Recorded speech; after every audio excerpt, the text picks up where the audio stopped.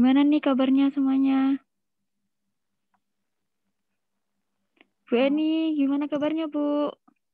Alhamdulillah sehat. Weekend kemana Bu? Di rumah aja atau jalan-jalan? Di rumah aja. Gimana nih kabarnya Kak Iklim Madara? Assalamualaikum. Assalamualaikum Kak Ella. Waalaikumsalam warahmatullahi. Sambil nunggu yang lain gabung dulu ya.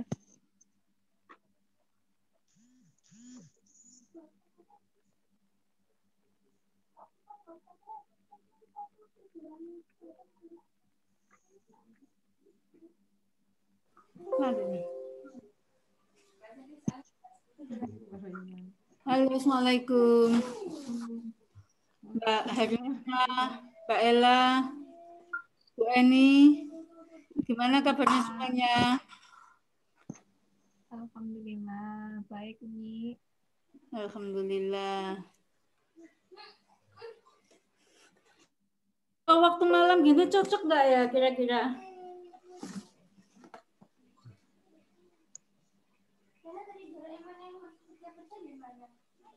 Kak tadi di bawah kasur, Mbak.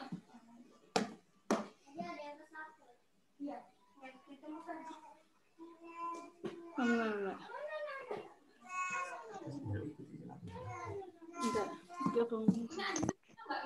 Masih banyak yang belum join Umi.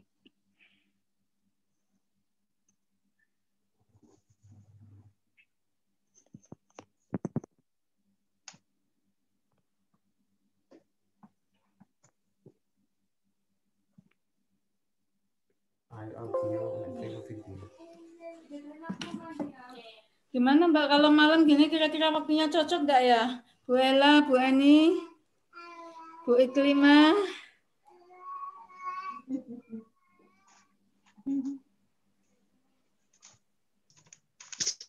Waalaikumsalam warahmatullahi wabarakatuh. Maaf, tadi habis itu masih ada kerjaan.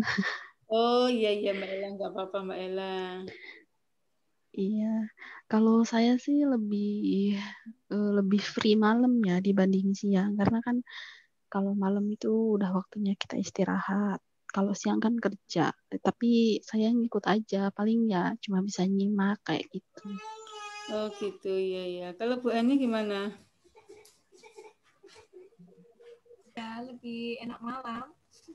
Lebih enak malam ya? Lebih bisa konsentrasi ya, anak-anak sudah tidur Bu Eni ya? Belum tidur. Sudah tidur. Lagi ini menggambar. Belum tidur.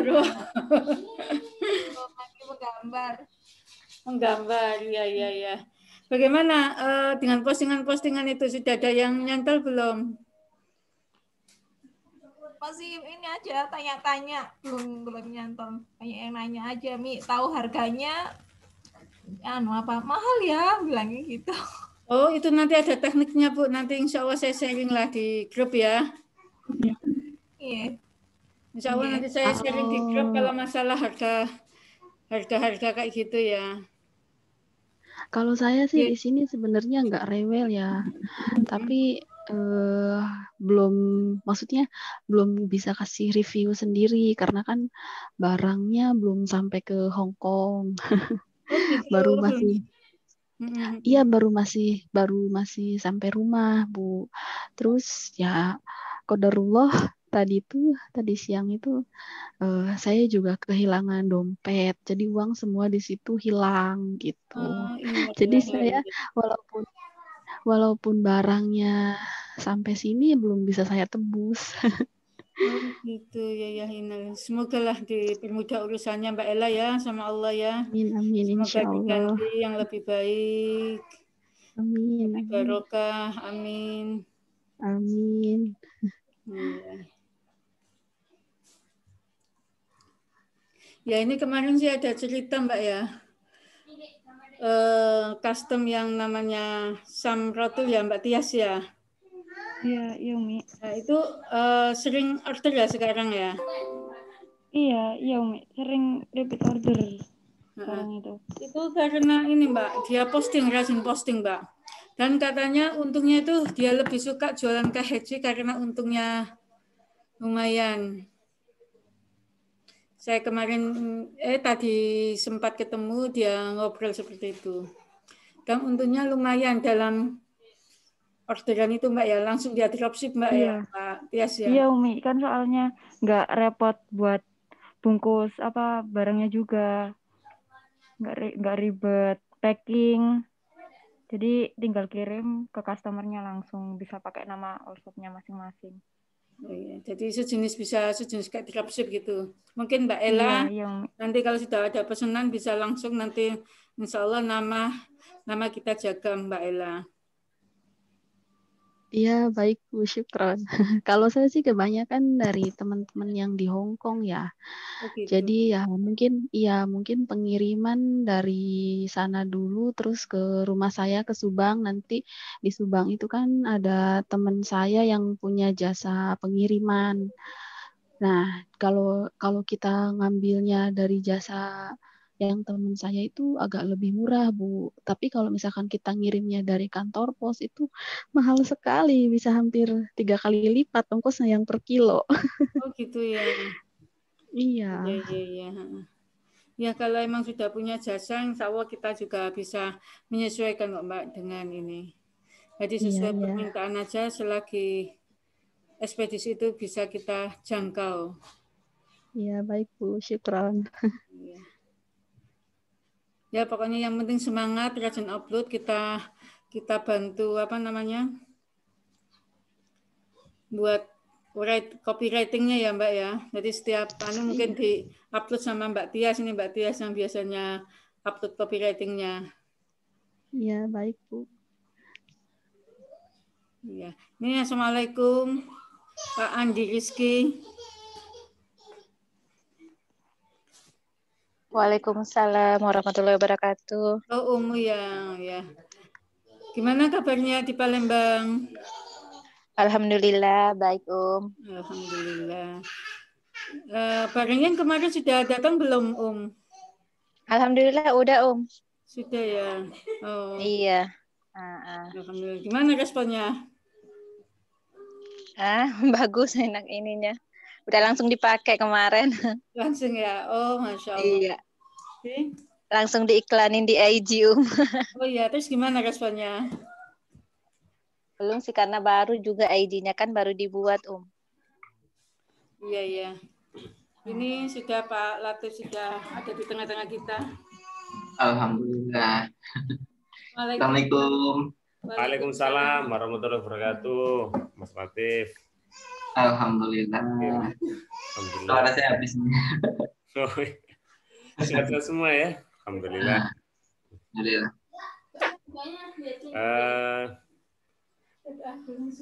Ini insya Allah sebagian teman-teman baru join, tapi tidak apa-apa, nanti kita mulai saja Mas Latif sambil jalan. Oke, siap.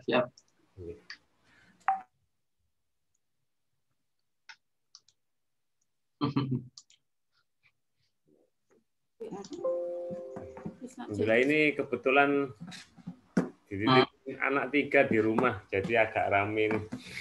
Oh, Masya Allah. Itu putranya? Ini saya Pak D-nya. Oh, adiknya. Baik, mungkin bisa kita mulai aja ya Mas Latif ya, sambil santai. Bismillah, Assalamualaikum warahmatullahi wabarakatuh. Alhamdulillahirabbil alamin, wassalatu wassalamu ala Rasulullah sallallahu alaihi wasallam wa ala alihi washabihi ajmain. Alhamdulillah Allah masih bisa pertemukan kita di pertemuan kedua kelas mentoring KJ dengan Mas Latif Setiawan, dan insya Allah berapapun jumlah peserta, karena kita sudah komit, kita akan mulai saja, dan insya Allah semoga dengan kontinuitas atau keberlangsungan kita ini Allah memberikan kemudahan ya, keberkahannya buat kita semua, dan semoga ilmu yang kita yang kita pelajari ini dari Mas Latif bisa bermanfaat bagi teman-teman semua. Dan salah satu hal yang sebenarnya tidak bisa diambil dari kelas online YouTube dan sejenisnya, yaitu kalau kita online Zoom seperti ini, kita langsung dengan ahlinya dan kita bisa tanya. Itu yang mungkin di YouTube kita nggak bisa tanya ya, karena rekaman. Nah, alhamdulillah ini ada Mas Latif, dan sebagai informasi Mas Latif dari tim KHJ Indonesia, kita sudah menyediakan 3 postingan tiap hari, kecuali hari Ahad, agar teman-teman sahabat KHJ bisa mempergunakan sekaligus sama copywriting-nya. Nah, alhamdulillah. Nanti bagi teman-teman sahabat KHJ yang aku nggak cocok dengan copywriting ini, ya monggo silakan ditambahkan, diterapkan ilmunya Mas Latif ya. Oke. Mungkin nggak berpanjang lebar, dan waktu ya, tempatnya beda-beda ya. Waktunya saya serahkan ke Mas Latif. Silakan Mas Latif. Oke, bismillahirrahmanirrahim. Assalamualaikum warahmatullahi wabarakatuh. Waalaikumsalam warahmatullahi wabarakatuh. Nuwun Mas Danang dan teman-teman ya. Alhamdulillah sudah kesempatan hari ini ya, habis liburan kita kembali lagi belajar di pertemuan kedua kelas mentoring reseller KHJ Indonesia. Semoga menjadi pertemuan yang diberkahi Allah, menjadi majelis ilmu di mana menjadi wasilah Allah memanjangkan umur kita dalam kebermanfaatan serta meluaskan rezeki kita dalam keberkahan. Salawat serta salam senantiasa kita aturkan kepada junjungan kita Nabi Agung Muhammad Sallallahu Alaihi Wasallam.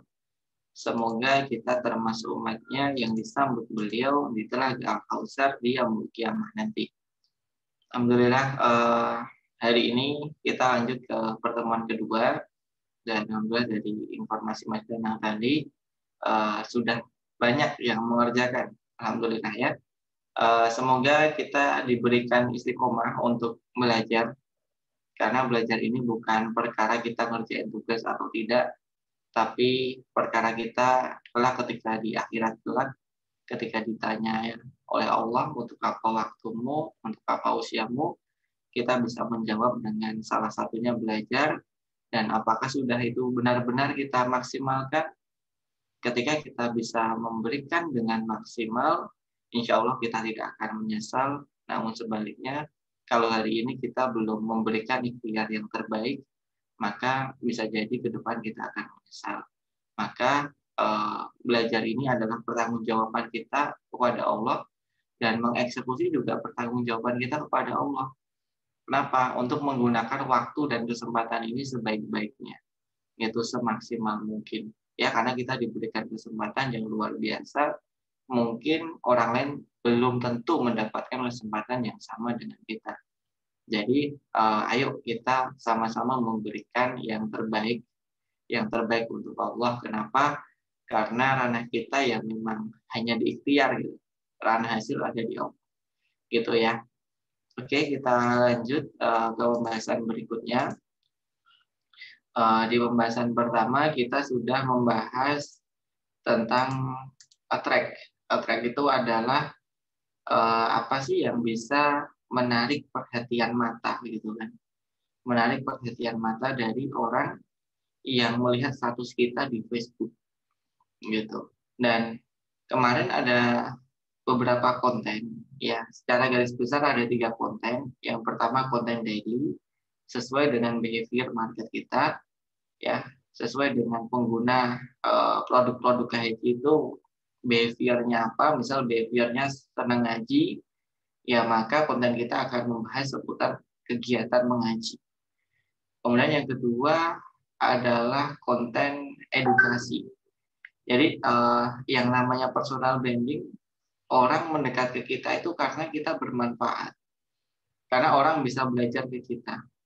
Gitu. Jadi kira-kira dari taraf keilmuan kita harus terus belajar, atau di sini aja kira-kira kalau kita harus memberikan manfaat untuk orang lain. Secara effort apakah kita harus terus tambah atau cukup di sini saja ketika kita ingin memberikan edukasi ke orang lain. Maka ketika kita ingin menjalankan yang namanya personal branding, kita harus setiap saat itu terus belajar. Kenapa? Kita biar bisa men-share insight-insight itu kepada orang yang ada di sekitar kita. Nah, personal branding ini unik, ya. Mungkin orang prosesnya untuk membeli ini tidak seperti kita nge-broadcast kemudian orang beli ke kita gitu. Tapi ini prosesnya sangat halus gitu. Orang teredukasi, akhirnya mereka bergerak sendiri tanpa kita minta. Dan bahkan nanti kita kalau posisinya sebagai reseller, nanti bisa jadi kita bisa punya reseller lagi gitu. Jadi kita meningkat penjualannya sebagai agen atau distributor, kemudian kita rekrut reseller itu hanya dengan personal branding. Kenapa? Karena saya dulu juga membangun bisnis saya juga personal branding. Setiap hari saya bangun narasi di Facebook, setiap hari saya broadcast lewat BBM, lewat Instagram, sampai saya cuma 2 karyawan, saya dengan istri, itu sehari bisa ngirim 20 paket ya. Jadi seminggu itu bisa 100 paket, kalau 1 paket isi 2 ya berarti 200 pieces hanya dalam waktu seminggu, hanya dengan menggunakan personal branding. Gitu. Kalau 1 paket itu nilainya katakanlah 250 dikalikan 200 ya berarti ya sekitar berapa itu? 250.000 dikalikan 200 ya sekitar 5 juta. Berarti saya bisa mendapatkan 5 juta rupiah hanya dengan saya dengan istri, hanya dengan personal branding. Saat itu personal branding hanya dengan Facebook sama BBM, dulu belum ada WhatsApp. Nah, itu jadi hanya 2 itu saja udah sangat menghasilkan. Ya, intinya apa, kita harus terus-terusan belajar. Ya, harus terus-terusan belajar agar kita bisa memberikan kebermanfaatan. Kemudian yang ketiga adalah konten entertain. Nah, ini update yang terbaru memang banyak hal-hal yang trending itu sifatnya entertain. Gitu. Di YouTube ya. Di YouTube itu banyak yang katakanlah secara manfaat itu nggak kerasa itu. Ya, kayak kita lihat podcastnya Deddy Corbuzier itu. Setelah kita nonton podcast, kira-kira bisa kita action apa gitu. Ya, untuk nulis saja kan. Nah, itu sifatnya entertain. Gitu. Tapi malah trending. Nah, ternyata memang market di Indonesia sekarang itu mengakses sosial media paling besar, bahkan sampai 80 atau 90% mereka itu cari hiburan. Jadi penting kita untuk memberikan hiburan ke audiens kita. Kemudian yang ketiga adalah, keempat adalah quotes. Ya, kita bisa memberikan quotes. Gitu. Nah, itu kita improve setiap hari. Tujuannya untuk apa? Tujuannya untuk ketika kita melatih satu skill, itu berarti kan kita berlatih bersepeda, kita berlatih berenang, ya. Mungkin awalnya 1-2 kali jatuh, tapi kalau berulang kali kita latih, kita bisa memperbaiki skill kita secara terus-menerus. Akhirnya kita bisa bahkan tanpa mikir, ya, bahkan hanya dengan bawah sadar kita itu kita bisa lancar bersepeda. Sama menulis artikel, kalau tidak dilatih itu berat banget. Saya dulu awal nulis artikel itu bisa sampai 1 jam satu artikel, bahkan 2 jam saya nulis satu artikel. Sekarang alhamdulillah sudah 10 menit, gitu. 10 menitnya idenya udah include ide nulis itu 10 menit selesai. Gitu. Kenapa? Karena hampir setiap hari saya menulis, gitu. Nah, kemudian saya juga meminta, alhamdulillah saya punya beberapa leader. Sekarang ada 3 leader dengan saya, dengan beberapa divisi yang berbeda. Itu saya minta mereka itu menjalankan rutinitas sama dengan saya, biar mereka bisa memirroring saya. Salah satunya adalah, kamu sebelum pegang pekerjaan, kamu harus berbagi dulu. 2 yang saya ajarkan, yang pertama sedekah, kamu nyalengin tuh, ya, nyalengin, habis subuh nyalengin, habis itu kalau sudah sebulan, kamu bagiin ke siapapun. Ini yang pertama. Jadi berbagi dulu. Kemudian yang kedua adalah nulis artikel. Ya, yang satu karena dia tak suruh pegang parenting, maka dia mengedukasi tentang parenting di kolam-kolamnya. Sekarang sekitar ada 4 kolam. Kamu nulis artikel setiap pagi tentang parenting. Gimana caranya kamu bisa tahu tentang behavior marketmu kalau kamu tidak pernah menulis apa yang mereka butuhkan? Gitu. Kamu harus bisa menulis parenting setiap hari. Nah, kemudian dia sekarang sudah menulis parenting. Satu lagi, dia ada di lini yang sama, yaitu di GMAT, di edukasi. Kamu harus bisa menulis tentang manajemen. Maka kamu sharing di situ. Gitu setiap hari. Ya. Nah, itu adalah kegiatan menulis artikel seperti yang kita pelajari di pertemuan pertama kemarin. Kenapa? Karena berbagi itu energi. Gitu. Ya. Kita jangan melakukan aktivitas apapun sebelum mengumpulkan energi. Dan energi paling besar itu adalah berbagi, betul. Maka Rasulullah bersabda ketika pagi hari ada 2 malaikat yang mendoakan bagi siapapun yang bersedekah. Satu untuk menyuburkan hartanya, yang kedua adalah untuk membinasakan hartanya. Betul, menyuburkan hartanya ini berupa energi. Gitu.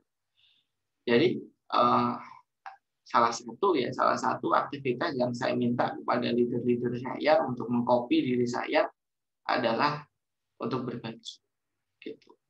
Ya, jadi pastikan sebelum melakukan aktivitas apapun, setelah bangun tidur berbagilah. Ya, setelah sholat subuh tentunya ya, berbagi harta dan berbagi ilmu. Itu luar biasa energinya. Dan setiap leader saya itu tidurnya semuanya jam 10. Gitu. Ya, dan efektif time-nya itu sekitar 8 atau 9 jam. Memang saya suruh untuk mereka itu menulis to-do list. Dan mereka ada 3 waktu istirahat. Itu diperbolehkan untuk istirahat kurang lebih sehari dapat sekitar 3,5 jam. Mereka boleh istirahat. Habis itu mereka fokus. Gitu. Nah, seperti itu saya dalam mendevelop seorang leader, dalam mengcopy agar mereka tahan banting sampai jam 10 malam, selalu awali di pagi hari dengan berbagi. Itu. Jadi nulislah artikel itu sebelum melakukan aktivitas apapun. Penting sekali untuk kita jalankan. Silakan kalau ingin mengcopy apa yang saya lakukan selama ini, dan alhamdulillah luar biasa hasilnya. Ya. Peningkatan di perusahaan oleh leader-leader ini saya tidak harus memantau setiap hari, tapi alhamdulillah sangat eksponensial. Dan silakan nanti sahabat, kalau saya melatih leader, insya Allah nanti teman-teman akan melatih admin, melatih tim, melatih reseller, ya, dengan salah satunya membiasakan berbagi, yaitu dengan menulis artikel. Gitu ya. Itu silakan nanti dijalankan. Nah, kemudian karena saya belum bisa mereview, insya Allah di pertemuan ke depan kita akan mereview untuk tugas-tugasnya. Ya, nah kita ada challenge. Challenge-nya adalah membuat video TikTok, gitu.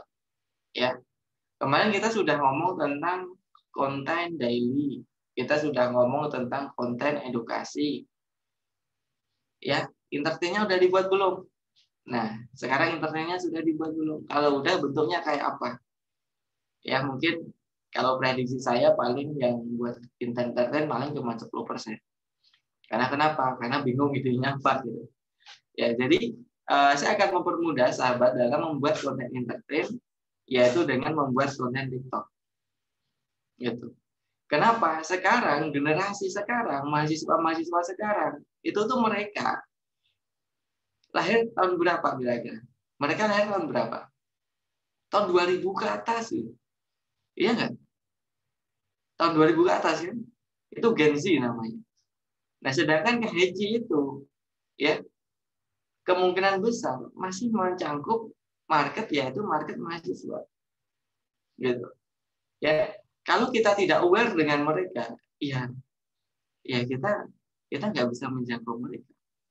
Coba kita lihat, coba nanti tanya Mas Danang dari tim R&D-nya, kira-kira sekarang tren di Instagram itu stylenya lebih statis atau lebih mengarah ke anak muda? Coba lihat style fashion sekarang, ini lebih statis kayak dulu-dulu atau lebih mengarah ke anak muda? Gitu. Sekarang hampir setiap brand fashion itu selalu mengarah ke anak muda. Kenapa? Karena memang marketnya berubah.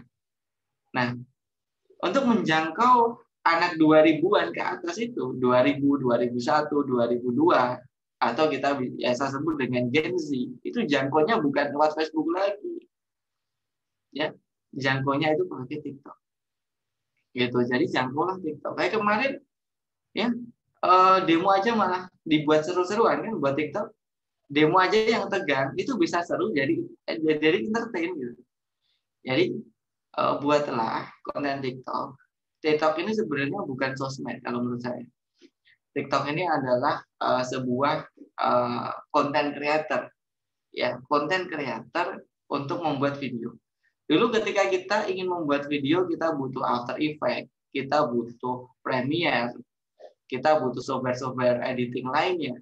Sekarang kita untuk membuat video itu hanya dengan handphone, dan itu hasilnya luar biasa.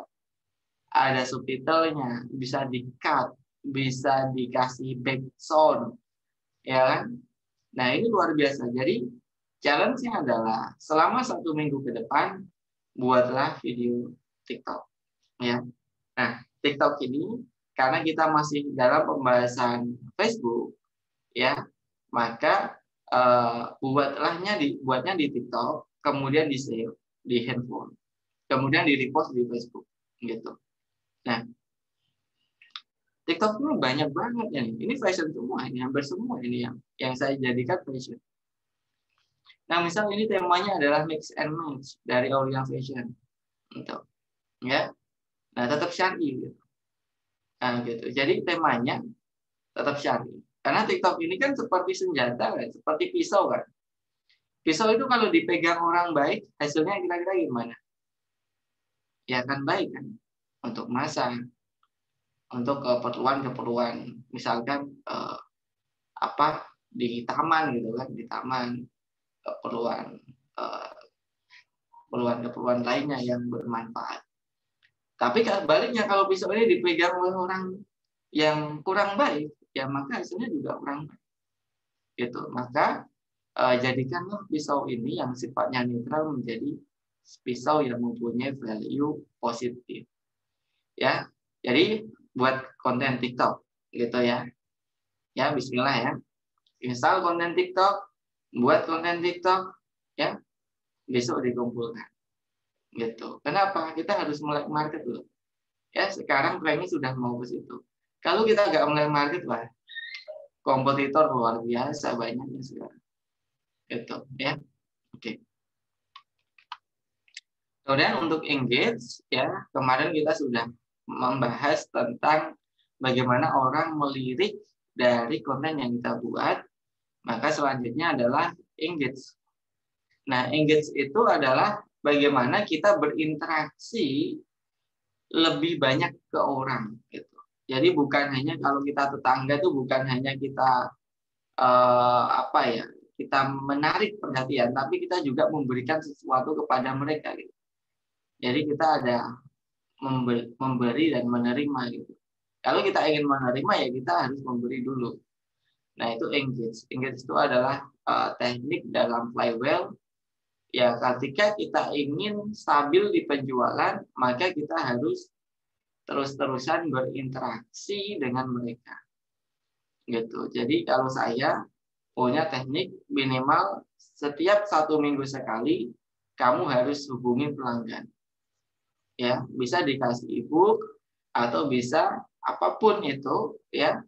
Asalkan seminggu sekali kamu harus hubungi pelanggan. Kenapa? Karena top of mind itu bukan hanya cukup untuk diciptakan, tapi harus dipertahankan. Gimana orang agar selalu ingat kita? Ya kita harus selalu muncul.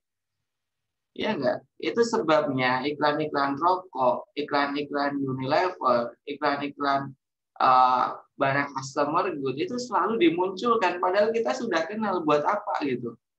Wong kita aja udah kenal sejak bertahun-tahun, tapi kenapa selalu muncul? Karena untuk mempertahankan, gitu.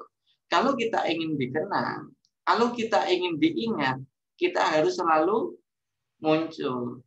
Jadi ada SOP, kita wajib minimal berkomunikasi 1 minggu sekali itu dengan customer, ya, lewat kontak WhatsApp. Ya, itu SOP saya. Nah, nanti kalau di copy sudah. Kemudian kalau di Facebook apa yang harus kita lakukan? Yang pertama kita bisa menambahkan pertemanan, ya, tambahkan pertemanan, ya. Jadi bagi sahabat yang pertemanannya belum 5.000, silahkan segera OTW menuju 5.000.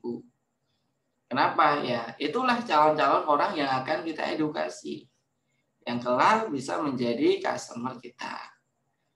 Kemudian filtering pertemanan. Filtering pertemanan ini yaitu bagi yang dia tidak engage dengan kita atau di luar dari market kita. Misal kemarin saya cerita, saya seorang desainer, ya. Saya seorang desainer, dulu teman saya 1.500 itu desainer semua. Nah, saya posting bisnis nggak ada yang interest karena dia interest ke art, ke seni.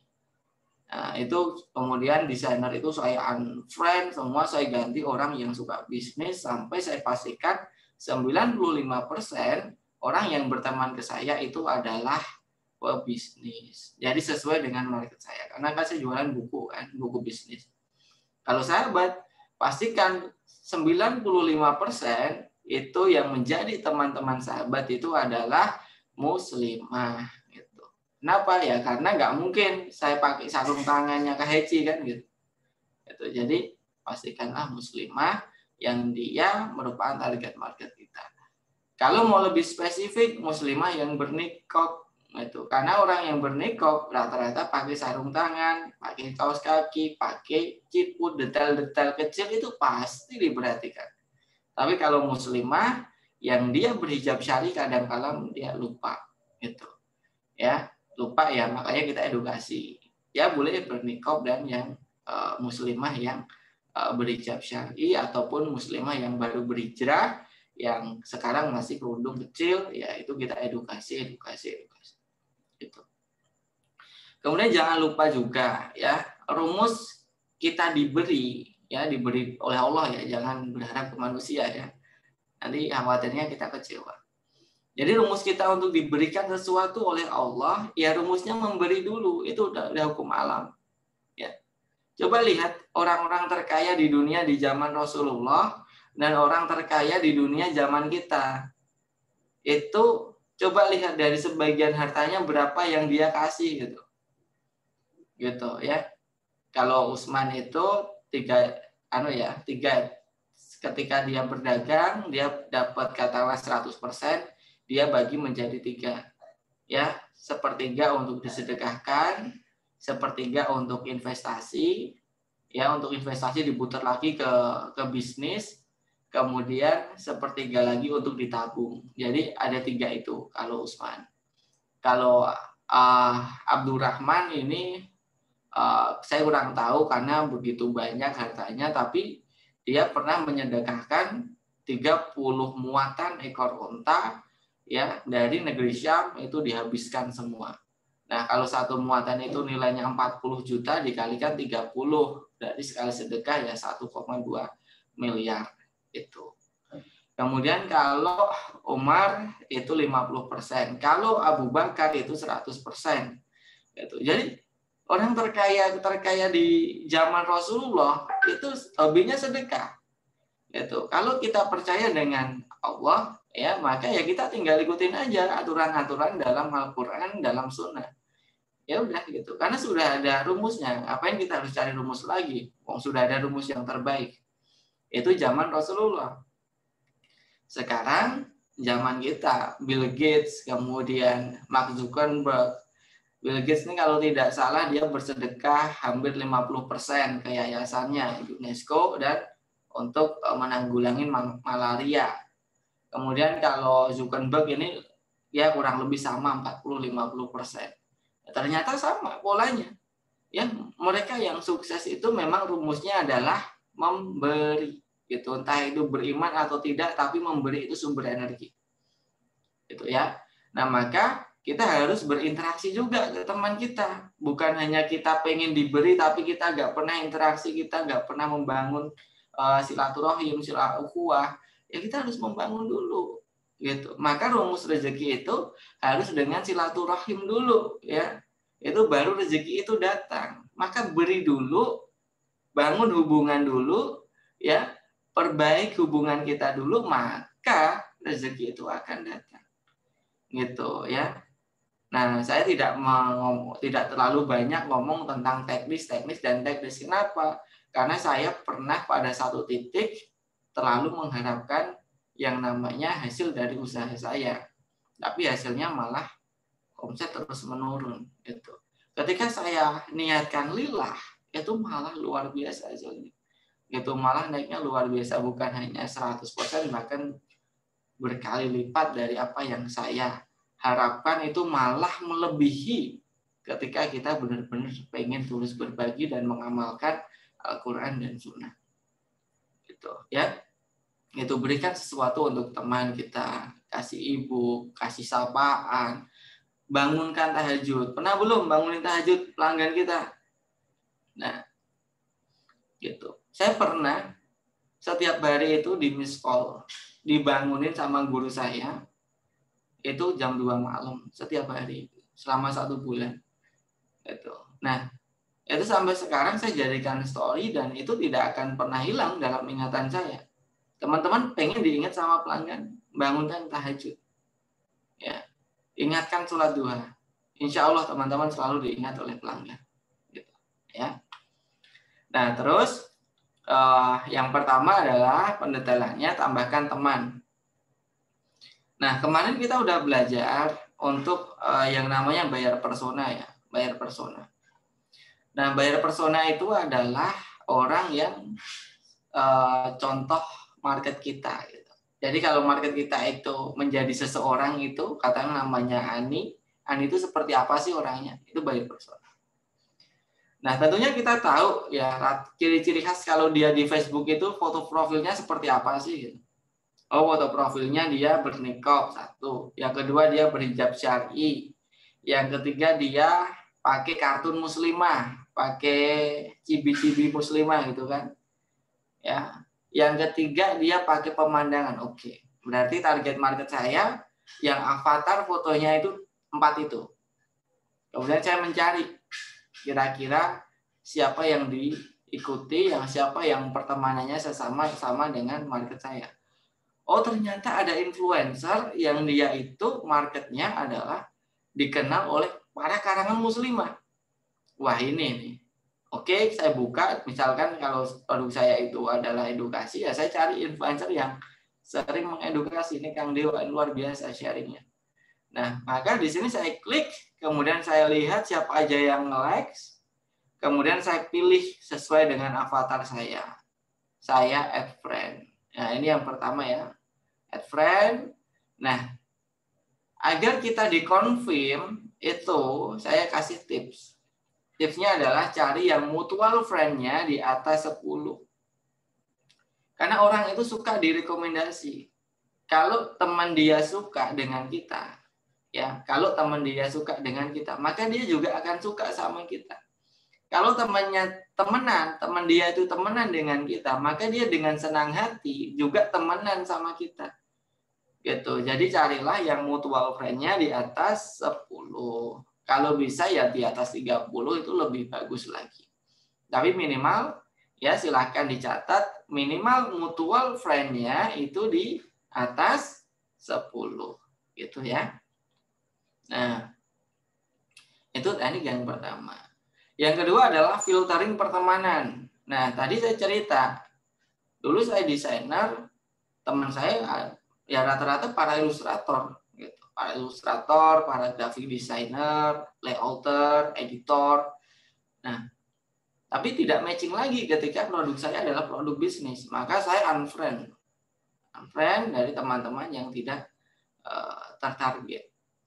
Kemudian yang kedua adalah silahkan dicek teman SD, SMP, teman satu kampung yang jarang berinteraksi dengan kita itu bisa di unfriend sekalian. Ya, jadi yang jarang berinteraksi. Lah buat apa dipertahankan? Oh, nggak pernah interaksi. Kan kita masih temenan, iya masih temenan. Tapi kalau nggak pernah interaksi buat apa? Gitu. Jadi meskipun kita temenan satu kampung, kalau nggak pernah interaksi ya udah gitu. Di unfriend aja, kan kita juga masih ketemu di kampung. Tenang aja ya. Tuh. Terus Yang ketiga adalah carilah yang foto profilnya itu jadul. Biasanya teknik untuk cari siapa yang kita unfriend, cari yang foto profilnya itu jadul. Jadul itu ya zaman dulu ya, yang zaman alay, zaman selfie, zaman kamera handphone masih kamera VGA, masih 1,3 megapiksel. Nah itu banyak ternyata teman-teman kita di Facebook itu yang fotonya jadul-jadul kayak gitu. Itu tandanya apa? Dia punya Facebook, kemudian lupa passwordnya, nggak pernah diakses. Nah kalau lupa passwordnya untuk apa? Wong dia juga lupa, nggak pernah buka. Yang mending kita unfriend aja kan. Nah itu tandanya seperti itu. Ketika kita lihat post terakhirnya adalah 2 tahun yang lalu, ya udah kita unfriend. Jadi yang kita unfriend yang pertama adalah orang yang tidak sesuai dengan target market kita. Yang kedua adalah orang yang jarang berinteraksi dengan kita. Yang ketiga adalah orang yang foto profilnya itu jadul. Kemudian kalau masih mau unfriend lagi, cari yang mutual friend-nya di bawah dari 10. Jadi yang di bawah 10 mutual friend-nya itu unfriend semua. Kenapa? Karena frekuensi dia komennya biasanya kecil. Nah, terus apa yang harus kita bangun selanjutnya adalah berinteraksi. Ya, berinteraksi itu ada 2. Yang pertama likes, yang kedua komen. Gitu. Ya. Dan interaksi nanti yang harus kita bangun setiap pagi itu 10, siang itu 10, malam itu juga 10. Jadi total ada 30 komen setiap hari. Ya. Nah, jadi likes itu wajib. Nah, kemudian yang kedua adalah komen kita itu wajib panjang. Ya, jadi jangan cuma interaksi tapi tidak melibatkan hati. Amin, alhamdulillah, syukur. Ya bagus mendoakan. Tapi karena kita tidak membaca ya komennya jadi kayak gitu. Kita tidak bisa menanggapi dengan secara dalam. Maka biasakan status dari teman kita baca dulu gitu. Kita baca dulu, kemudian kita komennya yang panjang, kita berempati. Komen yang panjang itu 2 kalimat ya. 2 kalimat. Minimal 2 kalimat. Gitu. Ya, gitu. Jadi interaksi dengan teman dalam waktu sehari bisa 30.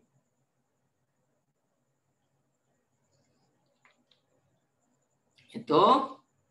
Kemudian berikan sesuatu. Ya, teman-teman bisa share apapun ya. Misal sahabat punya ebook bagaimana cara beristiqomah berhijrah. Dia bilang, siapa yang mau ebook beristiqomah dalam berhijrah silahkan angkat tangan. Nanti kalau dia sudah angkat tangan, kita balas. Insya Allah ebooknya saya share di grup WhatsApp ya. Silahkan klik link berikut. Kasih link grup WhatsApp. Habis itu ebooknya kita share di situ. Jadi kita nggak usah ngirim link. Kita masukin link grup WhatsApp aja. Kenapa ya? Agar kita bisa ngasih terus-terusan ebook ke dia. Bukan cuma sekali. Ya.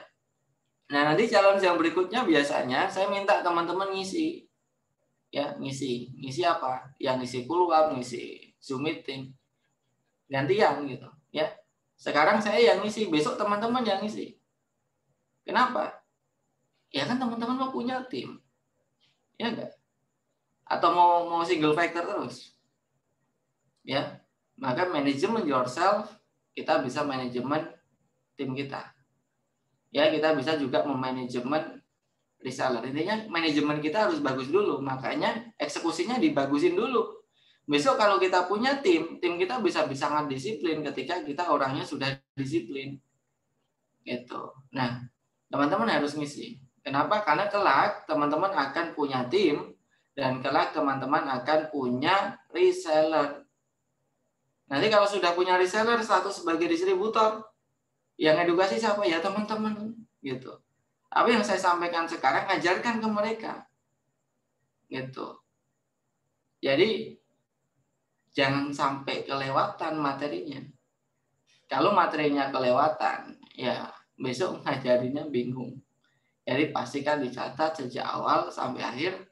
Tugas dari distributor adalah memintarkan tim dan memintarkan pasukan reseller. Itulah medan dakwah kita di situ sebagai distributor.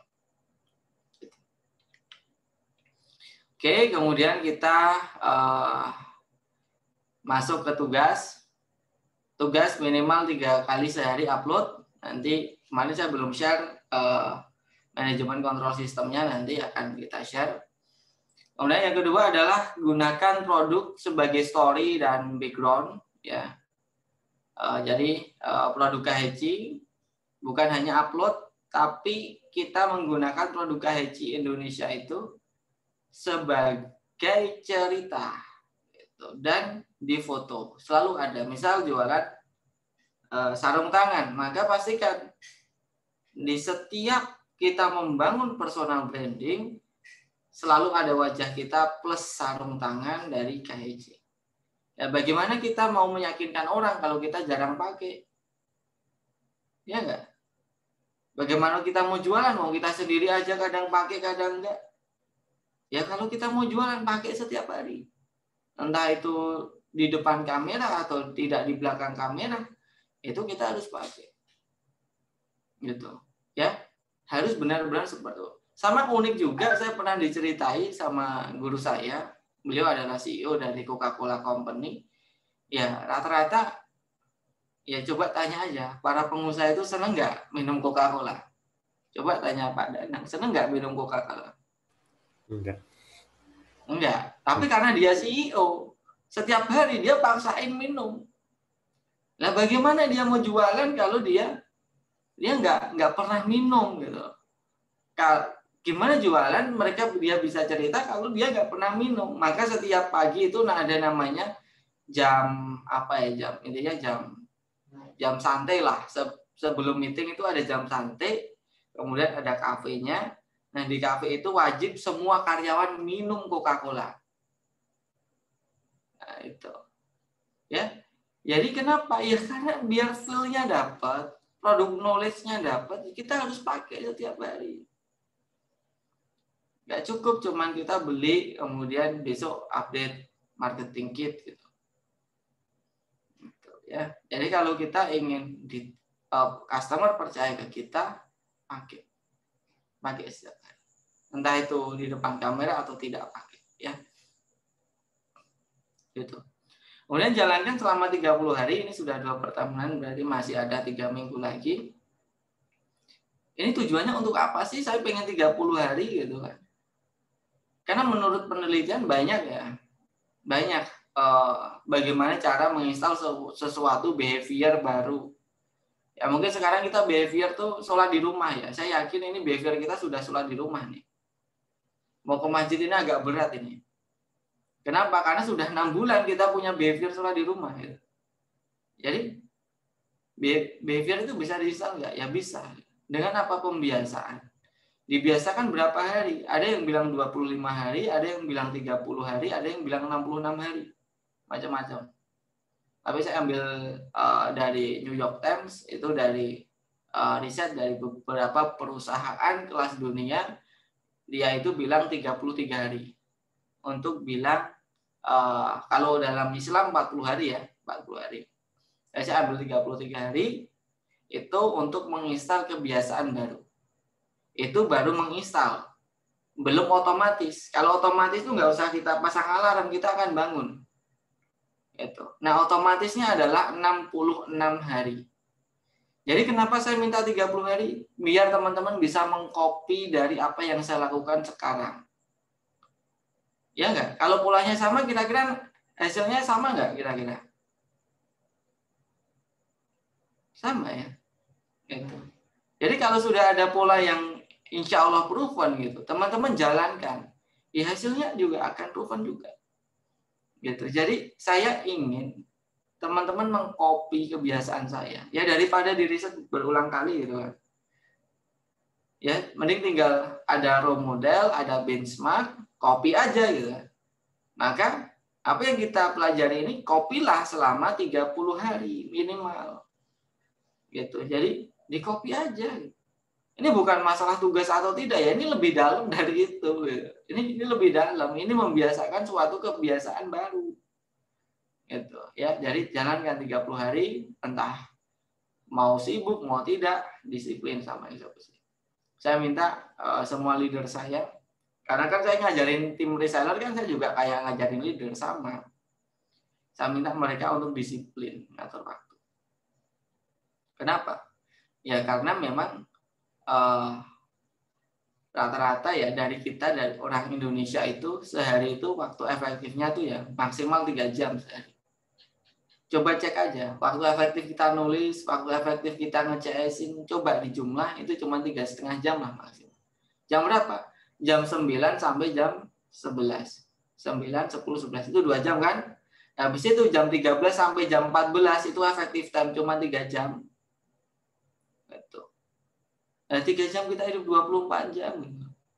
Nah, saya pengen leader-leader saya itu belajar itu 9 jam sehari. Gitu. Makanya dia harus disiplin. Kalau dia kelewatan 1 jam aja, kacau semua berantakan. Gitu. Jadi, memang saya minta mereka untuk disiplin, to-do list 1 bulan harus selesai. Gitu. Laksanakan komitmen. Udah. Gitu ya. Jadi, kuncinya disiplin. Disiplin gitu. Nanti kita akan share lah bagaimana cara membuat to-do list. Habis ini kita share. Disiplin, dan disiplin. Kirimkan tugas dengan Google Form ya, insya Allah besok pagi kita share Google Form-nya itu.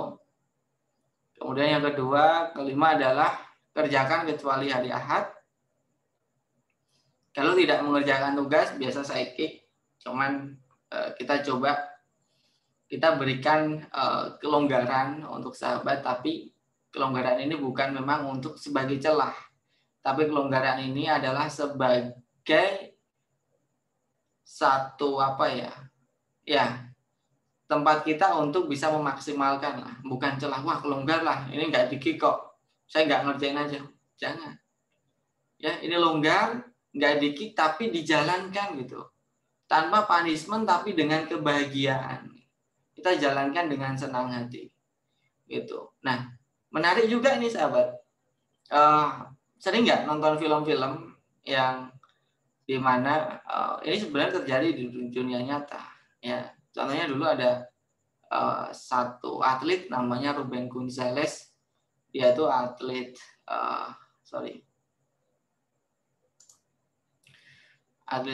latch itu ya seluncuran ya dari atas ke bawah, dan itu olahraga paling bahaya di seluruh dunia. Nah dia itu sudah merelakan pekerjaannya, dia resign. Dan selama itu dia nggak punya pekerjaan untuk yang namanya berlatih latch. Kemudian gurunya punya syarat, lakukan apa yang saya perintahkan, nggak usah nanya. Nah, kira-kira gimana teman-teman? 2 tahun nggak kerja, ya kan? Kemudian diperintahkan lakuin apa yang dilakukan, nggak usah banyak nanya. Tahan nggak 2 tahun itu? Nah, gitu. Itu kalau cerita dari guru saya.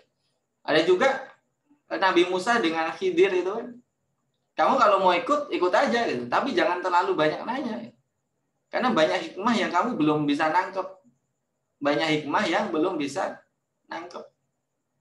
Kita lihat Karate Kids itu, dia suruh lempar baju sampai dia marah, nggak usah banyak nanya, lempar aja bajunya, karena banyak hikmah yang belum bisa nangkep. Guru bukan hanya mengajarkan sebuah ilmu, tapi guru itu akan mengajarkan semua hikmah.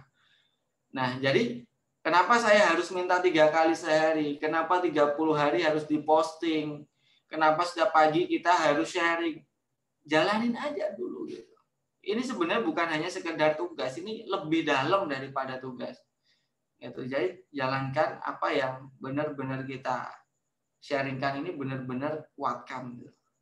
Karena banyak hikmah sebenarnya yang ingin saya sampaikan gitu ya, gitu. Terus konten TikTok itu 1 konten per hari, bukan 1 konten ya, 1 konten per pertemuan, jadi seminggu tuh 2 kali minimal ya. Kemudian tambah pertemanan 30 hari itu. Dan saya bukain sebentar untuk contoh manajemen kontrol sistemnya.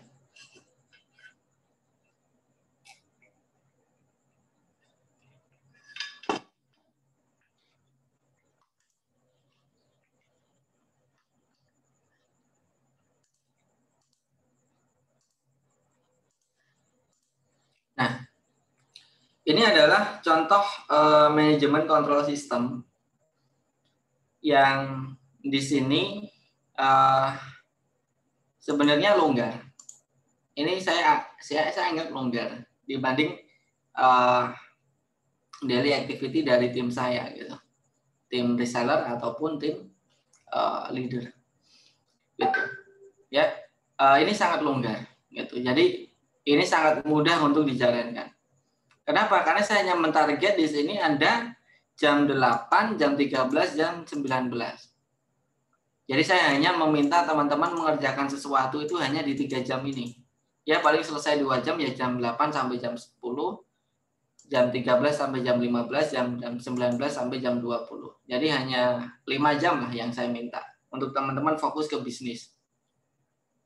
Fokus ke personal branding. Bisa nggak tanpa dedikasi personal branding? Susah.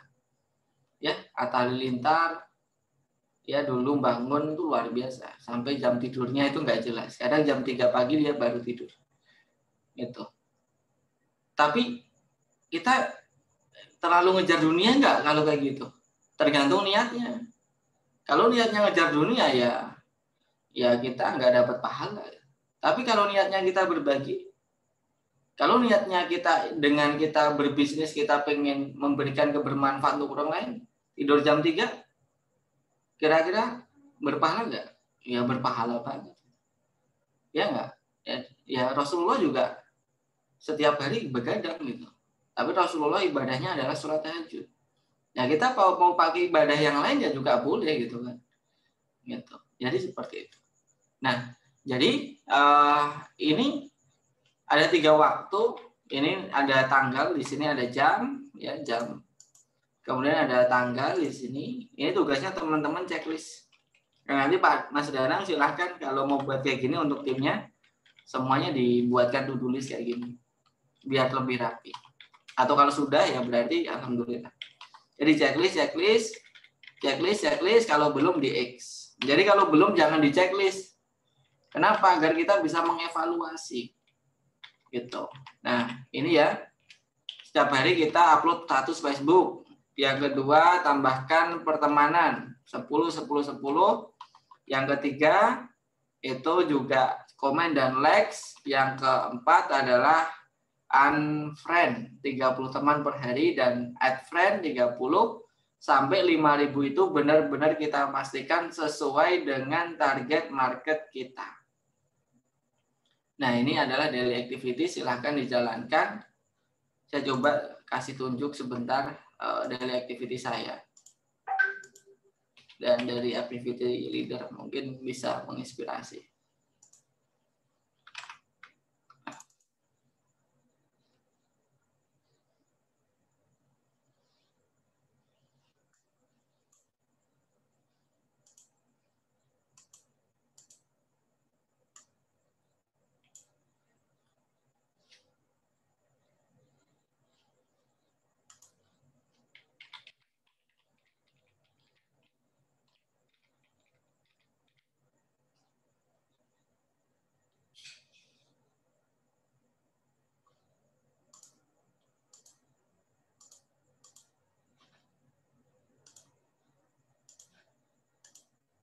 Oke ya, sebenarnya ini internal banget. Kenapa? Karena ini dari activity saya gitu. Jadi kan peran saya sebagai CEO, penulis, dan founder. Jadi ini sebenarnya internal, tapi wis lah nggak apa-apa biar teman-teman belajar. Dan ini juga sudah tak tulis Mas Danang. Ini jadwalnya Mas Danang sudah saya plot sebulan ke depan, bahkan 1,5 bulan sudah saya plot. Termasuk family time juga sudah saya plot dari sekarang. Jadi waktu liburan ke keluarga itu saya plot. Nah, ini adalah daily activity saya dan semua leader. Ini sampai jam 22 mereka baru selesai belajar. Gitu. Ya. Kenapa? Karena kalau saya dengan leader itu kan sistemnya perusahaan milik kita gitu. Jadi ketika dia berprestasi ya dia akan mendapatkan sesuatu. Jadi mereka semangat berjuang. Jadi setiap pagi ini ya mulai dari sini saya pagi ini nulis artikel gitu. Yang tadi ini kan longgar nih, ini kan bolong-bolong nih kalau yang Excel tadi. Kemudian di sini saya biasa nulis buku. Ya nggak perlu lama-lama lah, cuma 2 jam sehari, tapi saya lakukan kontinu selama sebulan. Selama sebulan insya Allah saya udah bisa nulis 1 buku. Kemudian di sini internal tim. Ya, internal tim ini adalah saya bangun sistem, bangun SOP, rapat, meeting, itu hanya 2 jam juga sehari. Habis itu saya istirahat. Nah, jadi saya boleh nggak istirahat? Ya boleh, istirahat aja. Dan saya bahkan melarang jam istirahat itu untuk bekerja. Ya ada juga tim saya ya jam 12, ngapain Mas belum istirahat? Bentar Pak, ini masih desain. Ada ya kayak gitu, tapi saya marahin malah.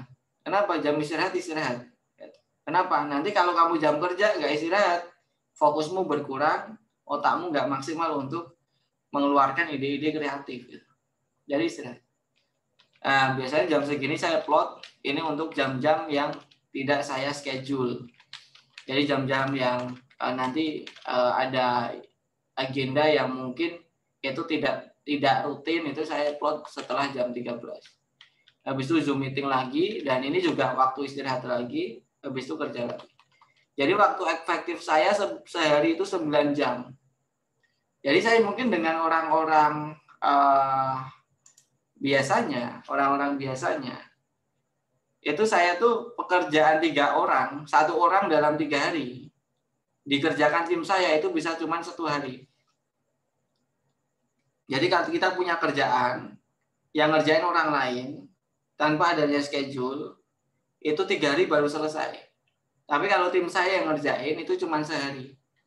Karena kenapa? Mereka bekerja 9 jam sehari. Itu leader ya, itu leader. Nah teman-teman juga, ini kalau menurut saya calon-calon leader. Kenapa? Nggak mungkin kan mau single factor terus. Nah, gitu. Jadi itulah kita harus menyusun banyak agenda, termasuk apa ya? Misal kita punya kesibukan sebagai karyawan, ya, atau kita punya kesibukan untuk hal yang lain. Ya, karyawan ini juga punya daily activity kan. Ya udah, masukin aja daily activity kita bekerja. Pas jam kosong jam berapa ya kita upload itu. Misal saya sebagai ibu rumah tangga, ya ibu rumah tangga juga punya daily activity kan, punya rutinitas kan, tulis aja gitu. Nah, ketika jam kosong kita lakukan aktivitas untuk memikirkan dari usaha kita. Nah, sedikit ekstrim juga, sahabat, dulu ketika saya merintis, ini bukan contoh yang baik, tapi semoga bisa diambil hikmahnya. Setiap hari saya tidur itu jam 12 sampai jam 4. Gitu.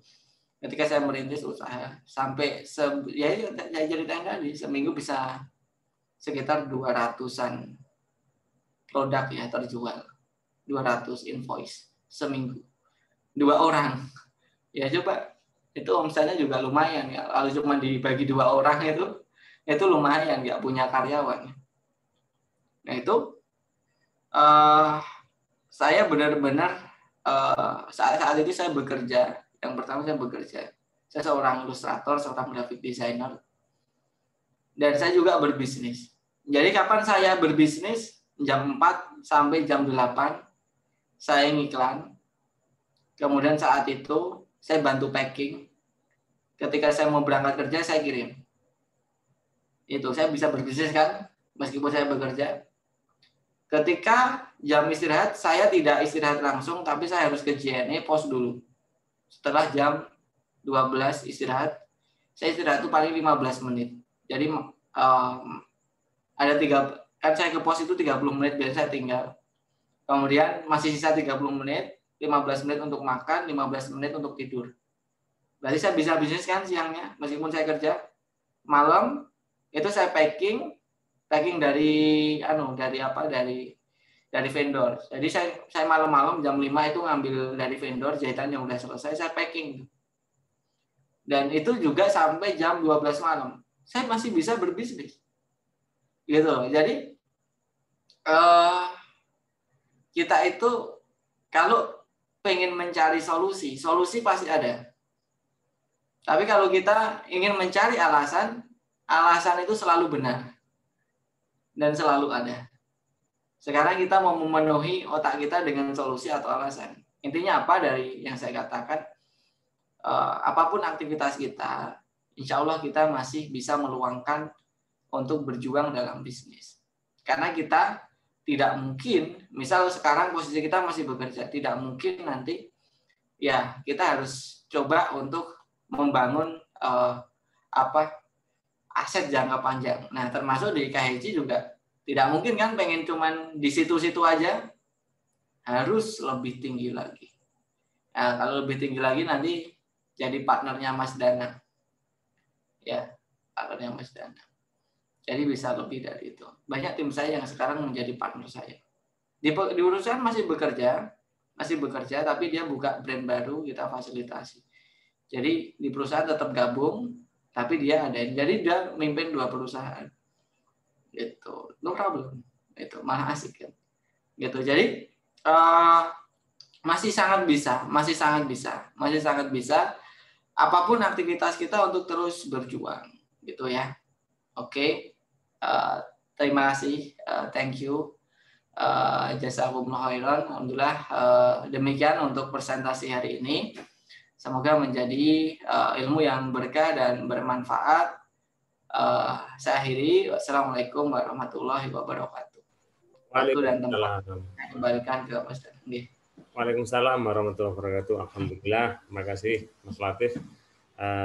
Insya Allah sahabat KJ masih semangat ya dalam belajar dan juga ilmu. Ini kebetulan alhamdulillah sudah ada beberapa pertanyaan yang masuk Mas Latif. Saya bacakan dulu. Ini dari Umu Iklimah Dara. Ini agak teknis ya, Pak. Maaf, di aplikasi itu apa tersedia video yang tanpa ada musiknya ya, seperti aplikasi mute video seperti itu ya? Atau mungkin ada musik yang ada apa ya? Ada suara musik mungkin yang suara ya, buat musik ya. Kalau background boleh nggak? Maksudnya kan value-nya kan macam-macam ya. Ada yang nganggap musik itu nggak boleh. Ada yang nganggap musik itu ya nggak masalah asal tidak membuat kita tidak mengingat Allah gitu kan. Banyak value. Nah, value itu masih boleh nggak kita pakai background musik? Atau kita masih boleh pakai background musik tapi nggak ada suaranya? Itu. Jadi kalau masih boleh ya pakai background aja. Background itu ya kayak background-nya aja gitu loh. Background musiknya, nggak ada suaranya. Kalau masih memungkinkan gitu. Ini kan tergantung value masing-masing kan. Kan setiap orang value-nya beda-beda. Itu tergantung kronologi apa yang dia lihat, tergantung tentang si belief system apa yang dia percaya gitu. Nah, kalau masih memungkinkan untuk ada background, bisa pakai background. Tapi kalau tidak ya nggak masalah. Contohnya Ustadz Syafiq Reza bahasa lama ngomong nggak ada musiknya juga menarik kan. Ya nggak Mas Danang? Iya benar Mas. Ustadz Syafiq Reza itu kalau dia ngisi kajian buat konten YouTube ya nggak pernah ada musiknya gitu. Tapi no problem, nggak masalah. Ya, yang penting nanti dari intonasi, pembawaan itu harus menarik. Bisa kok tanpa musik, dicoba aja. Itu ya. Kalau nggak bisa ya udah pakai video aja. Intinya coba kita penuhi pikiran kita dengan solusi dan alternatif, solusi dan solusi. Oke, baik Mas. Berarti secara teknis sebenarnya bisa ya Mas, misalkan tanpa musik itu ya? Bisa kalau tanpa musik. Tapi kalau masih value-nya memungkinkan untuk ada background ya ada background aja minimal. Gitu kan tergantung kepercayaan masing-masing, belief system masing-masing ya. Gitu. Jadi seperti itu kurang lebih. Ya, terima kasih Mas Latif. Kemudian ini ada dari Kak Ella dari Hong Kong ini. Maaf, kalau di negara Hong Kong ini tidak ada aplikasi TikTok karena diblokir. Nah, ada nggak alternatif aplikasi video yang lain, Mbak Ella? Ada nggak alternatif aplikasi video yang lain? Intinya untuk membuat video-video entertain. Saya belum tahu aplikasi yang sejenis dengan TikTok. Ya saya juga kurang tahu ya, soalnya emang paling promonya ya di WA sama di FB doang sih, Oh karena gitu. emang nggak pernah main aplikasi-aplikasi seperti itu. Emang Hongkong nggak senang sama Cina ya? Cina Enggak, Taipei. Cinanya yang ngeblokir, katanya nggak boleh masuk Hong Kong karena masalah apa gitu. Ya, sesuatu ya.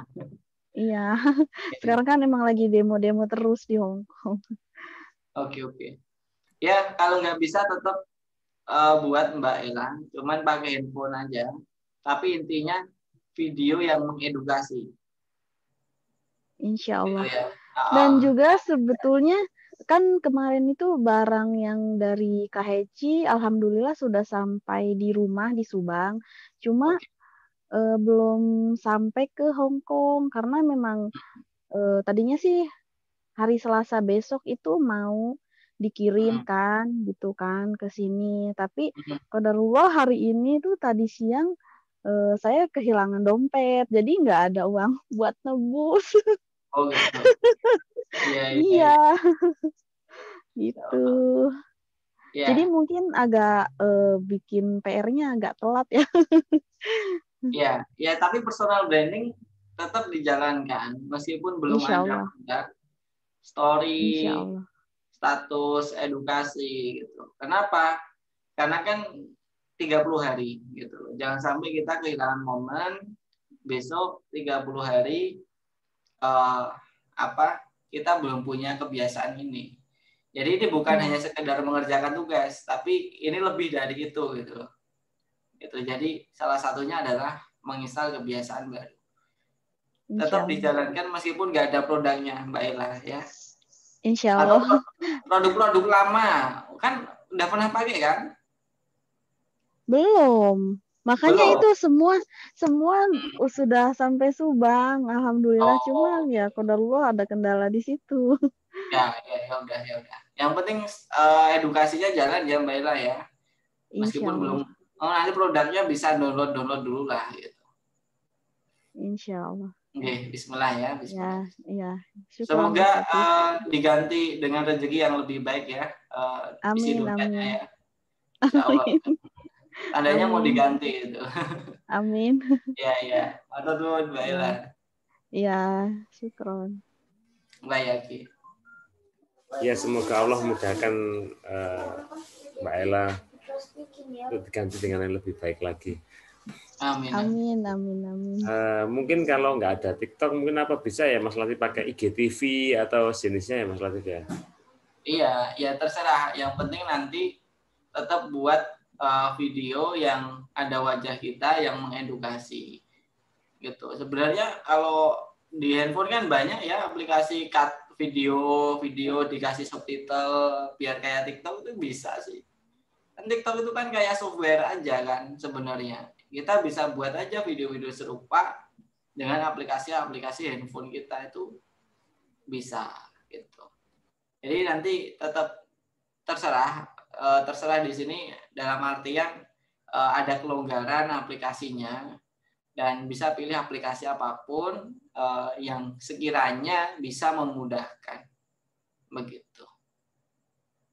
Oke, baik. Untuk Mas Latif, ini kalau misalkan nanti kontennya ini belum personal branding ya, ada beberapa di sini kan mungkin mahat atau agak malu kalau misalkan menampilkan wajah dia. Mungkin kalau model yang lain yang penting entertain ataupun bisa menghibur, apa mungkin kan ya? Apa ya? Personal branding kan yang namanya personal itu kan ya memang kita yang diangkat gitu loh. Dan kita ya Rasulullah juga personal branding. Rasulullah juga terkenal atas kepribadian beliau yang sangat amanah ya kan, yang selalu menjaga amanah, berkata jujur dan seterusnya. Jadi Rasulullah juga personal branding.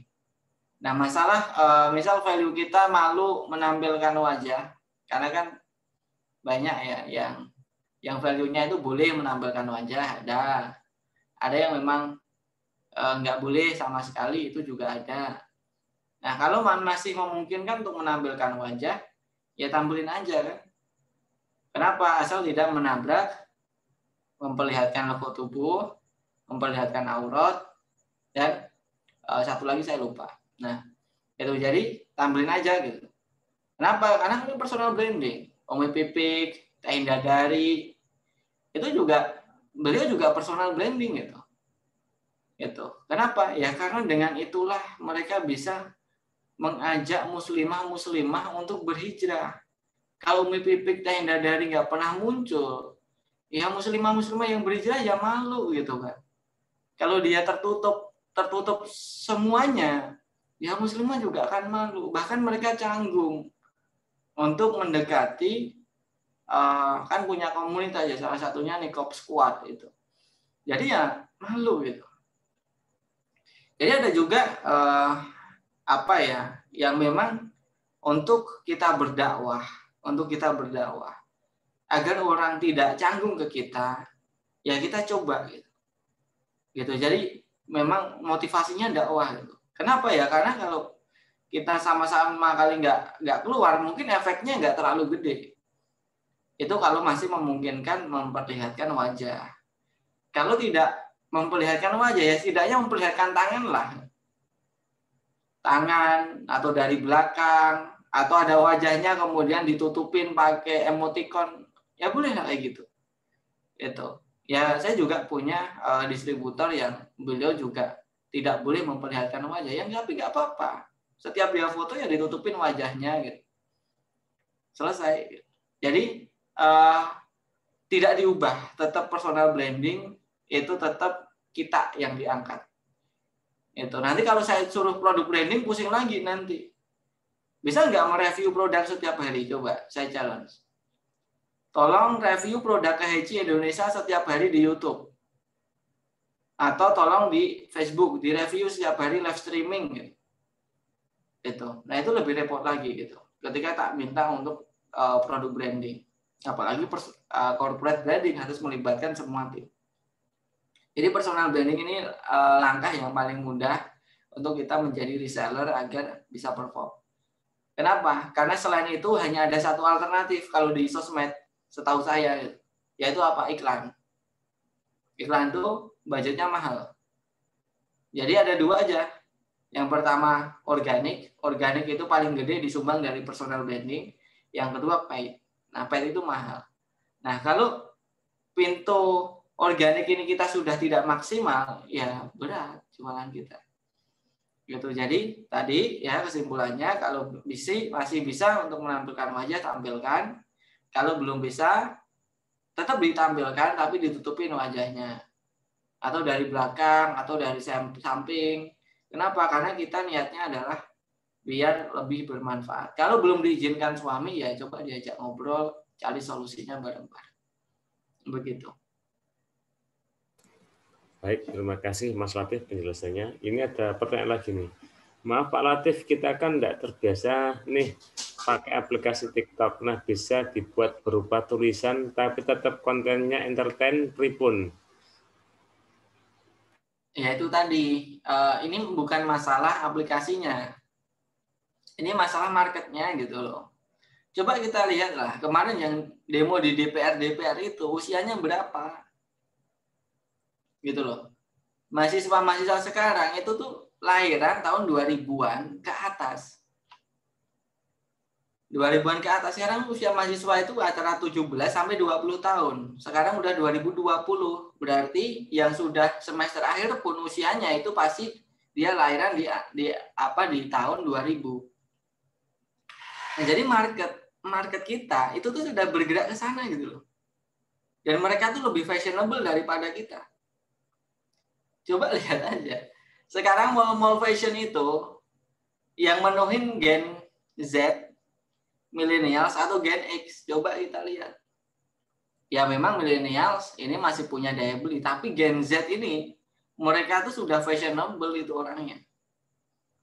Gitu. Jadi TikTok ini masalah kita persiapan, ancang-ancang, karena market kita bergerak ke arah situ.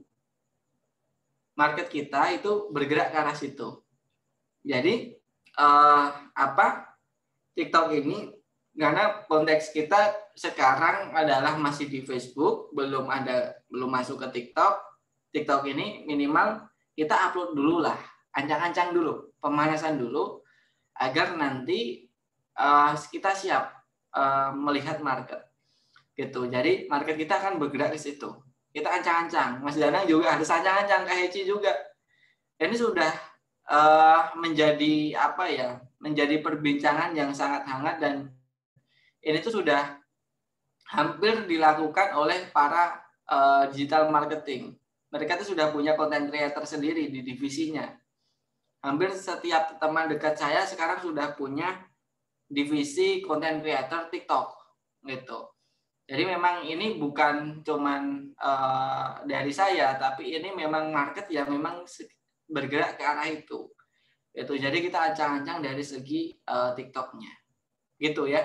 Jadi kita persiapan ya, Memang market kita baru berarah ke situ.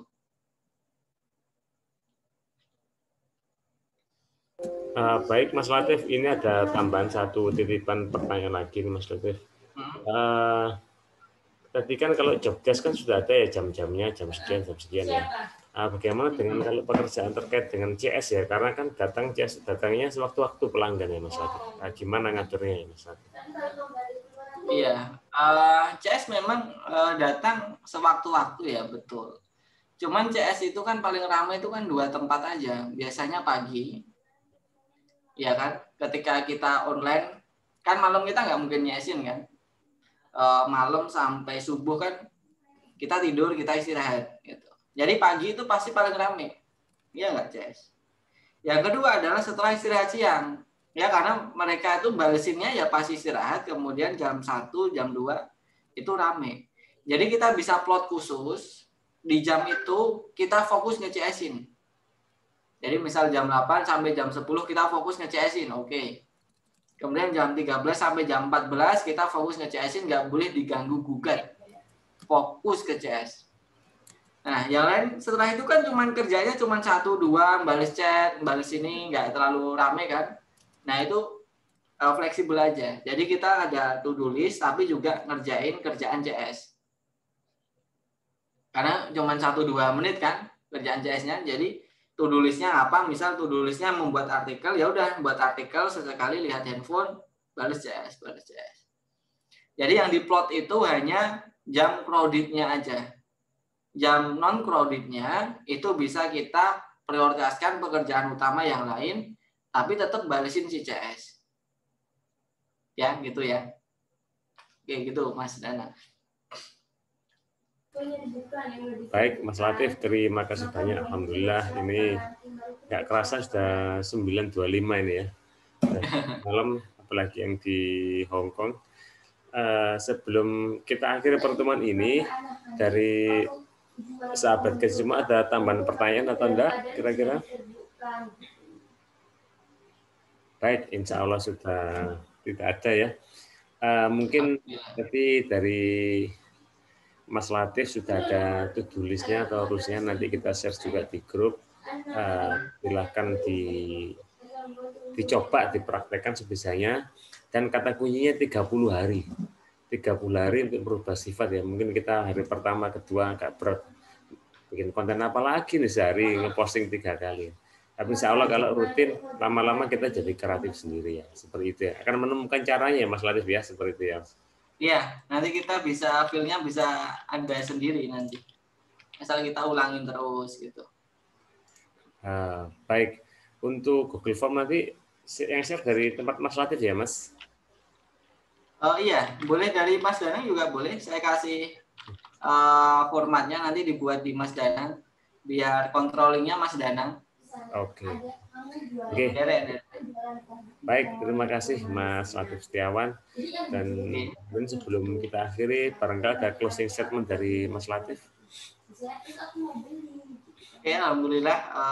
Sebenarnya sudah semua saya kasih ya untuk beberapa value saya. Jadi insya Allah hari ini yang ikut lebih sedikit daripada yang kemarin. Gitu. Jadi Ya, saya doakan untuk sahabat semua biar selalu istiqomah apapun yang terjadi. Hari ini kita sudah diberikan kesempatan oleh Allah untuk belajar, untuk bertatap muka. Dan saya sebenarnya tahu di pertemuan keberapa kita akan benar-benar ngerasain manfaat ini, saya tahu. Tapi itulah menjadi surprise saja. Tapi insya Allah ketika kita melaksanakan apa yang kita jalankan, ya, yang kita ajarkan pada kesempatan hari ini, insya Allah di pertemuan kesekian nanti kita akan merasakan perjuangan kita. Dan orang yang paling merasakan dari hasil perjuangannya adalah orang yang menjalankan. Ya kayak orang puasa kan. Ya dia akan merasakan benar-benar Idul Fitri ya ketika dia puasa dan benar-benar memaksimalkan ibadah di bulan Ramadan. Nah, kita akan merasa puas, kita akan merasa bersyukur, kita akan merasa menghasilkan ketika kita benar-benar totalitas di sini. Ya, jadi berapapun yang hadir, berapapun yang ikut, saya doakan, ayo kita istiqomahkan, mumpung kita ada kesempatan, mumpung kita ada waktu, usia, mumpung juga Mas Danang memberikan kesempatan untuk kita, untuk mempertemukan saya juga dengan teman-teman, ayo kita maksimalkan gitu. Selama 30 hari, gak lama kok 30 hari. 30 hari untuk merubah nasib kita itu kan sesuatu yang sangat singkat gitu loh, untuk merubah nasib gitu. Kenapa? Karena behavior ini yang akan merubah nasib, benar gak sih? Ya enggak? Attitude, mindset, attitude, behavior, nasib. Nah, 30 hari untuk merubah nasib itu sangat singkat ya. Yuk kita jalankan. Bismillah, insya Allah semoga Allah memudahkan. Begitu Mas Dana. Baik, Masya Allah. Alhamdulillah. Terima kasih Mas Latif atas sharing-nya. Semoga bermanfaat bagi kita semua. Amin. Baik, ini karena semuanya ibu-ibu ya, para umat semua. Terima kasih telah meluangkan waktu ya, sekitar 1,5 jaman. Semoga ilmu yang kita dapat insya Allah bermanfaat bagi kita, dan insya Allah ini ke depan kita akan praktek ya Mas Wahid ya, seperti itu ya. Oke. Baik, dari saya ucapkan terima kasih. Mohon maaf tadi Bu Rohimanya lagi loni ponak, jadi belum bisa bergabung. Saya sekian, subhanakallahumma wa bihamdika asyhadu an la ilaha illa anta astaghfiruka wa atubu ilaik. Assalamualaikum warahmatullahi wabarakatuh. Waalaikumsalam warahmatullahi wabarakatuh. Senun. Assalamualaikum. Waalaikumsalam. Malam ada Baik, saya untuk menutup. Terima kasih.